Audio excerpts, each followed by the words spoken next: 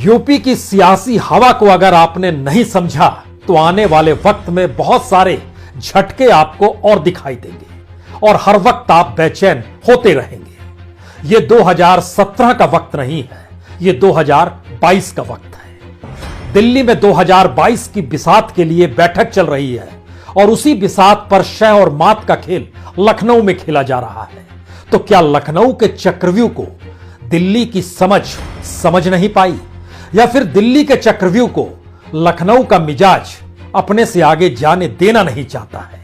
स्वामी प्रसाद मौर्य का इस्तीफा, 2 विधायकों का उसी कतार में इस्तीफा, 4 विधायकों का उसी कतार में खड़े रहना, यह एक ऐसी परिस्थिति है जो बीजेपी के भीतर के संकट को खुले तौर पर उभार रही है। यह संकट नाराजगी का नहीं है, यह संकट बीजेपी की खिसकती हुई जमीन का है, उस सियासी जमीन का जिसको लेकर 2017 में ओबीसी के जरिए सींचा गया था और ओबीसी के नेता के तौर पर उस वक्त केशव प्रसाद मौर्य को दिल्ली से यूपी भेजा गया।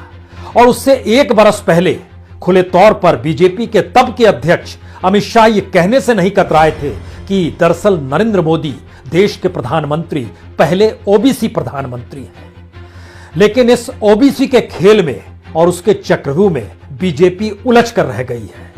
उससे न सियासत साधी जा रही है, न योगी को साथ लेकर चला जा रहा है। और योगी की मुश्किल यह है कि जिस कैबिनेट को वह बीते 5 बरस तक चलाते रहे, वो कैबिनेट उनकी थी ही नहीं, वह तो दिल्ली की कैबिनेट थी। और उत्तर प्रदेश के भीतर जो भी निर्णय अमल में लाने के लिए तैयारी की जाती थी, वह दिशा निर्देश दिल्ली से जाते थे।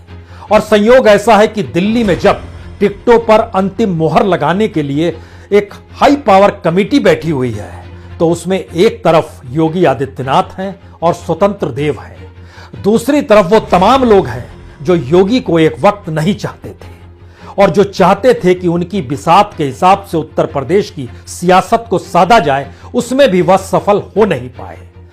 तो दिल्ली की बैठक के भीतर का मंत्र और उत्तर प्रदेश की सियासी हवा में लखनऊ का तंत्र, आज दोनों को मिला डालिए।